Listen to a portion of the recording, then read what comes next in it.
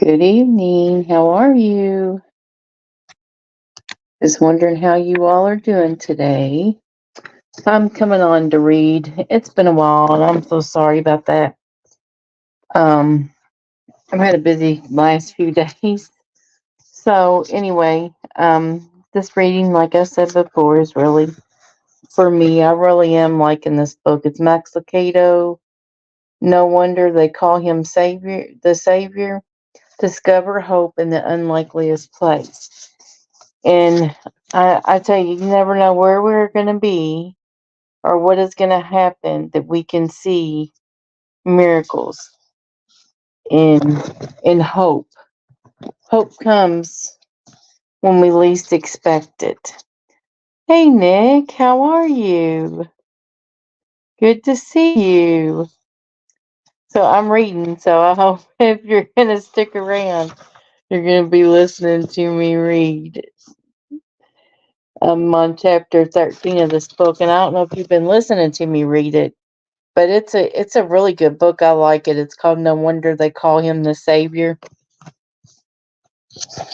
Well, almost. Almost is a sad word in any man's dictionary. Almost it runs herd with nearly, next time, if only, and just about. It's a word that smacks of missed opportunities, aborted efforts, and fumbled chances. It's honorable mention, right field on the bench, runner up, and burnt cookies. Almost the one that got away, the sale that nearly closed, the gamble that almost paid off. Almost. How many people do you know whose claim to fame is an almost? Did I ever tell you about the time I almost was selected as the Employee of the Year? They say he almost made the big leagues. I caught a catfish that was taller than me. Well, almost. As long as there have been people, there have been almost. People who almost won the battle, who almost climbed the mountain, and who almost found the treasure. One of the most famous almost is found in the Bible plot. Yet, what he missed was far more significant than a catfish or an award. He almost performed what would have been history's greatest act of mercy. He almost pardoned the Prince of Peace, released the Son of God. He almost, yep, released the Son of God. He almost ought to acquit the Christ. Almost. He had the power. He had the choice. He wore the signet ring. The option to free God's Son was his, and he did it almost. Almost how many times do these six ugly letters find their way into despairing Ippus? Oh, good. I'm glad. She almost chose not to leave him. They almost tried one more time. We almost worked it out. He almost became a Christian. What is it that makes almost such a potent word? Why is there such a wide gap between he almost and he did? In the case of Pilate, we don't have to look far to find an answer. It's a Dr. Luke's acute commentary in chapter 23 that provides the reason. Let's tune in at verse 22. A third time he, Pilate, said to them, the crowd, why? What evil has he done? I have found in him no crime deserving death. I will therefore chastise him and release him. But they were urgent, demanding with loud cries, and he should be crucified. And their voices prevailed. You're right, Luke. Their voices prevailed, and as a result, Pilate's pride prevailed. Pilate's fear prevailed. Pilate's power hunger prevailed. Therefore, voices were not the only voices, you know. There were at least three other Pilate could have heard. He could have heard the voice of Jesus. Pilate stood eye to eye with him. 5 times he postponed the decision, hoping to gratify the mob with policies of lashings. Yet Jesus was always sent back to him. There, 3 times he stood eye to eye with the compelling Nazarene who had come to reveal the truth. What is truth? Pilate asked, rhetorically, or why was it honestly? Jesus' silence was much louder than the crowd's demands, but Pilate didn't listen. He could have heard the voice of his wife. She pled with him to have nothing to do with the righteous man, for I have suffered much over him today in a dream. One has to pause and wonder about the origin of such dream that would cause a lady of purple to call a small town Galilean righteous. But Pilate didn't, or he could have heard his own voice. Surely he could see through the facade. Ananias Caiaphas cut the phony elegance, you slobs. I know where your interests are. Surely his conscience was speaking to him. There is nothing wrong with this man. A bit mysterious, maybe, but that's no reason to string him up. He could have heard other voices, but he didn't. He almost did, but he didn't. Satan's voice prevailed. His voice often does prevail. Have you heard his wooings? One time won't hurt. She'll never know. Other people do much more things. At least you're not being hypocritical. His rhetoric of rationalization never ends. The father of lies groans and woos like a traveling peddler, promising the moon and delivering disaster. Step right up, taste the brew of pleasure, and sing my song of sensuality. After all, who knows about tomorrow? God, meanwhile, never enters a shouting match with Satan.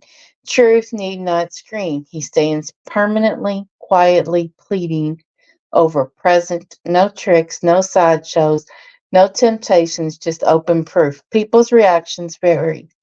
Some flow immediately to the peddler of people's of poisons. Others turn quickly to the Prince of Peace. Most of us, however, are caught somewhere in between, lingering on the edge of Satan's crowd, yet hovering within earshot of a message to God. Pilate learned the hard way that this stance of almost in is suicidal. The other voice will win. Their lure is too strong, their call too compelling.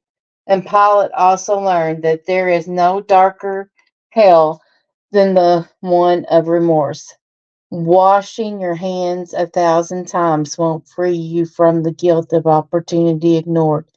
It's one thing to forgive yourself for something you did, and it's something else to try to forgive yourself for something that you might have done but didn't.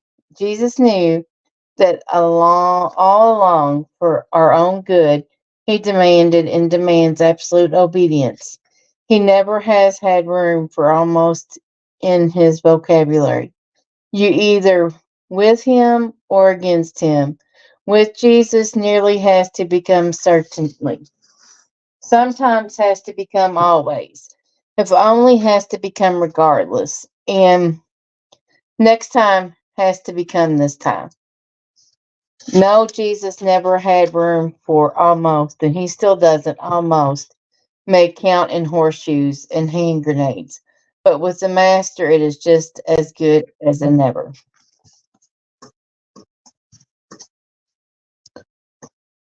There is something striking in the simple fact that the disciples got together again. I mean, they had to have been embarrassed. This is chapter 14, the 10 who ran.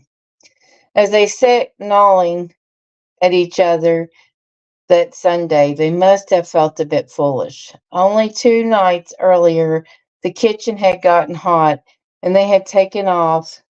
It was if someone threw a pan of scalding water on a bunch of cats. Bam! Off they scampered. They didn't stop until they had ducked into every available hole in Jerusalem. Have you ever wondered what the disciples did that weekend?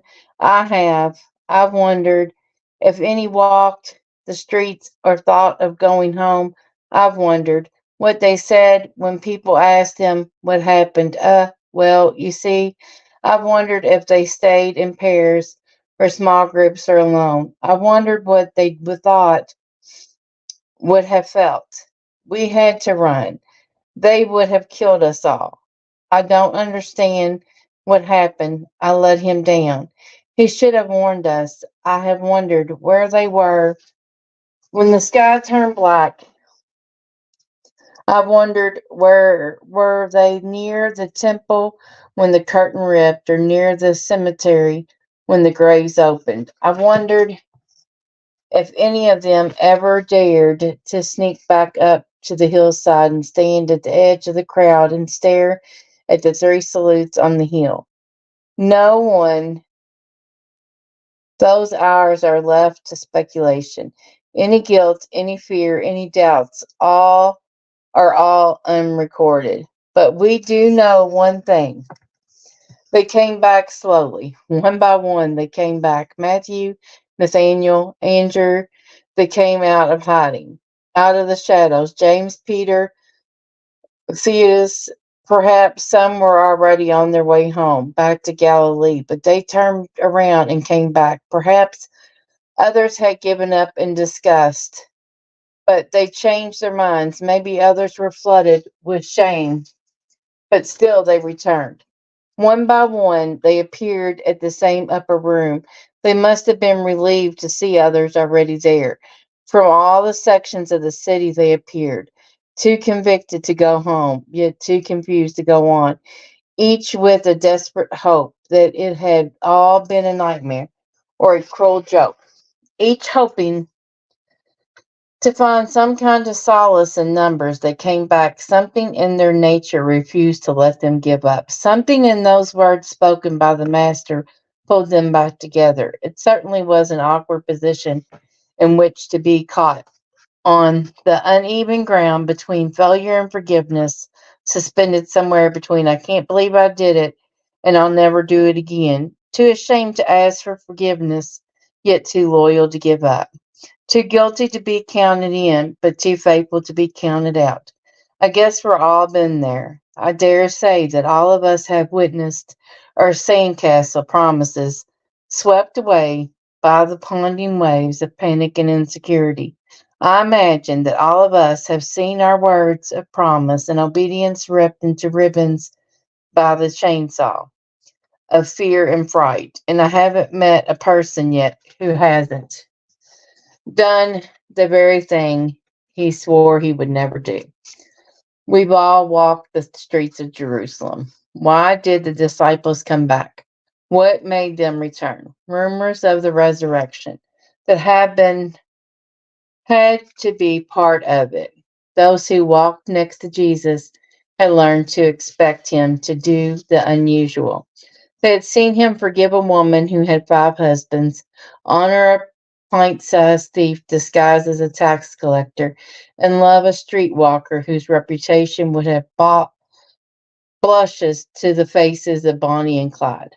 They had seen him scare the devil out of some demonics and put the fear of God in some churchgoers. Traditions had rumbled and tumbled, leapers had leaped, sinners had sung, Pharisees had fun, multitudes had been moved. You just don't pack up the bags and go home after 3 years like that. Maybe he really had risen from the dead, but it was more than just rumors of an empty tomb that brought them back. There was something in their hearts that wouldn't let them live with their betrayal. For reasonable as their excuses were, they weren't good enough to erase the bottom line of the story. They had betrayed their master. When Jesus needed them, they had scampered. And now they were having to deal with the shame, seeking forgiveness, but not knowing where to look for it. They come back, they gravitated to the same upper room that contained the sweet memories of broken bread and symbolic wine. The simple fact that they returned says something about their leader, says something about Jesus, that those who knew him best could not stand to be in the disfavor. For the original 12, there were only two options: surrender or suicide. Yet it also says something about Jesus, that those who knew him best knew that although they had done exactly what they had promised, they wouldn't, they could still be forgiven. So they came back, each with a scrapbook full of memories and thin thread of hope, each knowing that it is all over, but in his heart hoping that the impossible will happen once more. If I had just one more chance. There they sat. What little conversation there is focused on the rumors of an empty tomb. Someone sighs, someone locks the door, someone ruffles the feet. And just when the glooms gets good and thick, just when their wishful thinking is falling victim to logic, just when someone says, "How I'd give an immortal soul to see him one more time," a familiar face walks through the wall. My, what an ending. Or better said, what a beginning. Don't miss the promise unveiled in this story. For those of us who, like the apostles, have turned and run when we should have stood and fought, this passage is pregnant with hope. A repentant heart is always his demands. Come out of the shadows. Be done with your hiding. A repentant heart is enough to summon the Son of God himself to walk through our walls of guilt and shame. He will forgive his followers, stands ready to forgive the rest of us. All we have to do is come back. No wonder they call him the Savior. Chapter 15. The One Who Stayed. I've always perceived John as a fellow who viewed life simply. Right is right and wrong is wrong, and things aren't nearly as complicated as we make them out to be. For example, defining Jesus would be challenge to the best of writers, but John handles the task with casual analogy. The Messiah in the Word was the Word, a walking message, a love letter, be he a fiery verb or a tender adjective. He was quite simply a word. In life, well, life is divided into two sections: light and darkness. If you are one, you are not in the other, and vice versa. Next question. The devil is in the father of lies, and the Messiah, the father of truth. God is love, and you are in his corner. If you love too, in fact, most problems are solved by loving one another. And sometimes when the theology gets a bit thick, John pauses just long enough to offer a word of explanations. Because of this patient storytelling, we have the classic commentary: God so loved the world that he gave his one and only Son. But I like John most for the way he loved Jesus. His relationship with Jesus was again rather simple. I want to say something at this point. If you are uncertain about Jesus and you're scared of the Bible because of the Old Testaments and the New Testaments, I suggest you start with the book of John. It's in the New Testament, and it's the fourth chapter of the New Testament. And you will know that Jesus' love for us, that he laid down his life for his friends. To John, Jesus was a good friend with a good heart and a good idea. A once upon a time storyteller was somewhere over the rainbow promise. One gets the impression that to John, Jesus was above all loyal companion, Messiah, yes, Son of God. Indeed, miracle worker. That too, but more than anything, Jesus was a pal, someone you could go camping with, or bowling with, or count the stars with. Simple to John, Jesus wasn't a threatist on social activism, nor was he a license for blowing up abortion clinics or living in a desert. Jesus was a friend. Now, what do you do with the friend? Well, that's rather simple. You stick by him. Maybe that is why John is the only one of the 12 who was at the cross. He came to say goodbye. By his own admission, he had quite put the pieces together yet, but that didn't really matter. As far as he was concerned, his closest friend was in trouble and he came to help. Can you take care of my mother? Of course, that's what friends are for. John teaches us that the strongest relationship with Christ may not necessarily be a complicated one. He teaches us that the greatest webs of loyalty are spun not with airtight theologies or foolproof philosophies, but with friendship, stubborn selfishness, joyful friendships. After witnessing the stubborn love, we are left with the burning desire to have one like it. We are left feeling that if we could have been in anyone's sandals that day, we would have been in young John's and would have been the one to offer a smile of loyalty to this dear Lord. The hill of regret. While Jesus was climbing up the hill of Calvary, Judas was climbing another hill, the hill of regret. He walked it alone, its troubles rock strewn with shame and hurt. Its landscape was barren as his soul. Thorns of remorse tore at his ankles and calves. This is chapter 16, the hill of regret. The lips that had kissed a king were cracked with grief, and on his shoulders he bore a burden that bowed his back, his own failure. Why Judas betrayed his master is really not important, rather motivated by anger or greed. The end result was the same regret. A few years ago, I visited the Supreme Court. As I sat in the visitors' chambers, I observed the splendor of the scene. The Chief Justice was flanked by his colleagues, robed in honor. They were apex of justice. They represented the efforts of countless minds through thousands of decades. Here was man's best effort to deal with his own failures. Pointless it would be.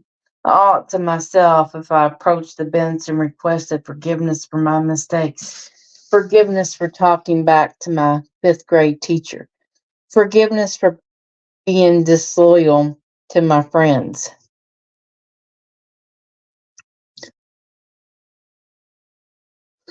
forgiveness for pleading I won't on Sunday and say I will on Monday, forgiveness for countless hours I have spent wandering in society's gutters. It would be pointless because the judge would do nothing, maybe a few days in jail to pause my guilt. But forgiveness, it wasn't his to give. Maybe that's why so many of us spend so many hours on the hill of regret. We haven't found a way to forgive ourselves, so up the hill we trudge. Weary, wounded hearts wrestling with unresolved mistakes, sighs of anxiety, tears of frustration, words of rationalization, moans of doubt. For some, the pain is on the surface. For others, the hurt is submerged, buried in a rarely touched substrata of bad memories. Parents, lovers, professionals, some trying to forget, others trying to remember, all trying to cope. We walk silently in single file with leg irons of guilt. Paul was the man who posed the question that is on all of our lips. Who will rescue me from the body of death? At the trail's end, there are two trees. One is weathered and leafless. It is dead, but still sturdy. Its bark is gone, leaving smooth wood bleached white by the years. Twigs and buds no longer sprout. Only bare branches fork from the trunk. One of the strongest of these branches is tied to a hangman's noose. It was here that Judas dealt with his failure. If only Judas had looked at the ancient tree, adjacent tree, It is also dead, its wood is also smooth, but there is no noise tied to its crossing beam. No more death on the tree. Once was enough, one death for all. Those of us who have also betrayed Jesus know better than to be hard on Judas for choosing the tree he did. To think that Jesus would really unburden our shoulders and unshackle our legs after all we've done to him is not easy to believe. In fact, it takes just as much faith to believe that Jesus can look past my betrayals as it does to believe that he rose from the dead. Both are just as miraculous. What pair these two trees, only a few feet from the tree of despair, stands the tree of hope. Life so paradox close to death. Goodness within arm's reach of darkness. A hangman's noose and a life preserver swinging in the same shadow. But they stand. One can't help but a bit stunned by the unconvincible of it all. Why does Jesus stand on life's most burying hill and wake me with outstretched, nail pierced hands? A crazy holy grace that has been called a type of grace that doesn't hold up to logic. But then I guess grace doesn't have to be logical. If it did, it wouldn't be grace. The Gospel of the Second Chance, chapter 17. It was like discovering the prize in a box of Cracker Jacks, or spotting a little pearl in a box of buttons, or stumbling across a $10 bill in a drawer full of envelopes. It was small enough to overlook only two words. I know I'd read the passage 100 times, but I'd never seen it. Maybe I passed over it in the excitement of the resurrection, or since maybe I just not paid too much attention, or maybe since it's the last chapter of the gospel my weary eyes had always read too quickly to note this little phrase, but I won't miss it again. It's heightened in yellow and underlined in red. You might want to do the same. Look in Mark chapter 16. Read the first 5 verses about the woman's surprise when they find the stone moved to the side. Then feast on the beautiful phrase spoken by the angel. He is not here, he is risen. But don't pause for too long. Go a bit further. Get your pencil ready and enjoy this jewel in the 7th verse. Here it comes. The verse reads like this: But go, tell his disciples and Peter that he is going before you to Galilee. Did you see it? Read it again. This time I idolized the words. But go, tell his disciples and Peter that he is going before you to Galilee. Now tell me if that's not a hidden treasure. If I might paraphrase the words, don't stay here. Go tell the disciples, a pause, then a smile, and especially tell Peter that he is going before you to Galilee. What a line. It's as if all of heaven had watched Peter fall, and it's as if all of heaven wanted to help him back up again.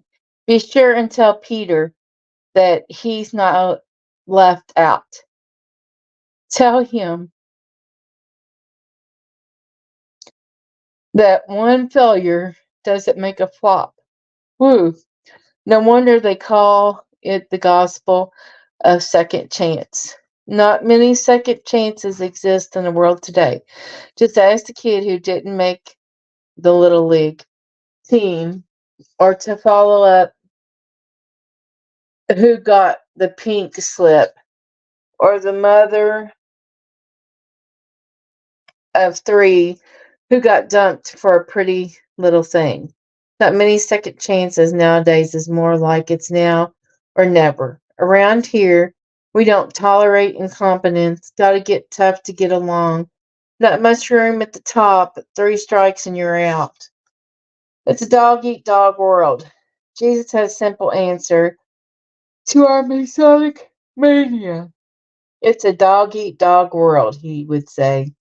They don't live with the dogs. That makes sense, doesn't it? Why let the bunch of other failures tell you how much of a failure you are? Sure, you can have a second chance. Just ask Peter. One minute he felt lower than the snake's belly, and the next minute he was a high hog at this world. Even though angels wanted this distraught netcaster to know that it wasn't over, the message came loud and clear from the celestial throne room through the divine courier. Be sure to tell Peter that he gets to bed again. Those who know these types of things say the Gospel of Mark is really the transcribed notes and dictated thoughts of Peter. If this is true, then it was Peter himself who included these two words. And if this really are his words, I can't help but imagine that the old fisherman had to brush away a tear and swallow a lump when he got to this point in the story. It's not every day that you get a second chance. Peter must have known that. The next time he saw Jesus, he got so excited that he barely got his breeches on before he jumped into the cold water of the Sea of Galilee. It was also enough, so they say, to cause this backwoods Galilean to carry the gospel of the second chance all the way to Rome, where they killed him. If you've ever wondered what would cause a man to be willing to be crucified upside down, maybe now you know. It's not every day that you find someone who give you a second chance, much less someone who will give you a second chance every day. But in Jesus, Peter found both.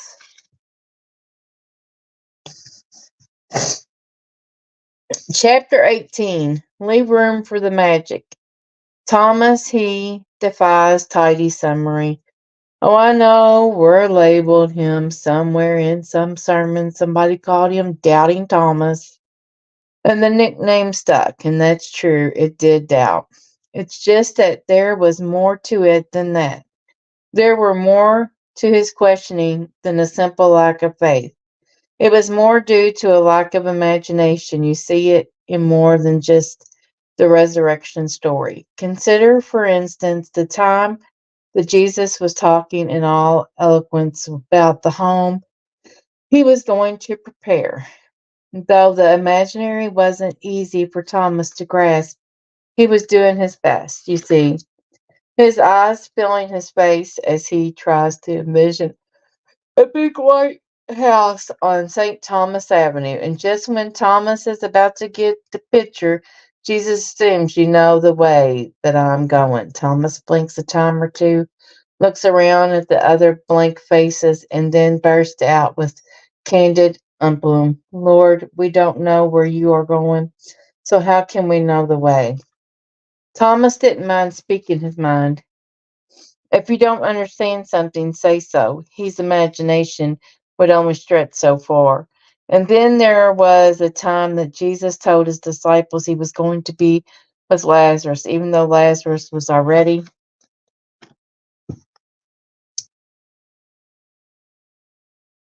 dead and buried. Thomas couldn't imagine what Jesus was referring to. But if Jesus was wanting to go back into the area with those Jews who had tried once before to stone him, Thomas wasn't going to let him face them alone. So he patted his trusty sidearm and said, Let's die with him. Thomas had spent his life waiting on the Messiah. And now that the Messiah was here, Thomas was willing to spend his life for him. Not much imagination, but a lot of loyalty. Perhaps it is this trait of loyalty that explains why Thomas wasn't in the upper room when Jesus appeared to the other apostles. You see, I think Thomas took the death of Jesus pretty hard. Even though he couldn't quite comprehend all the metaphors that Jesus at times employed, he was still willing to go to the end with him. But he had never expected that the end would come so abruptly and prematurely as a result. Thomas was left with a crossword puzzle full of unanswered riddles. One, on the other hand, the idea of a resurrected Jesus was too far fetched for dogmatic Thomas. His limited creativity left little room for magic or razzle dazzle. Besides, he wasn't about to set himself up to be disappointed again. One disappointment was enough. Thank you. Yet, on the other hand, his loyalty made him yearn to believe. As long as there was the slimmest thread of hope, he wanted to be counted in. His turmoil then came from a fusion between his lack of imagination and his unwavering loyalty. He was too honest with life to be gullible, and yet was too loyal to Jesus to be unfaithful. In the end, it was this realistic devotion that caused him to utter the now famous condition. Unless I see the nail marks in his hands and put my fingers where the nails were, I will not believe it. So I guess you say that he did doubt, but it was different kind of doubting that springs from timidity or mistrust, from a reluctance to believe the impossible and simple fear of being hurt twice. Most of us are the same way, aren't we?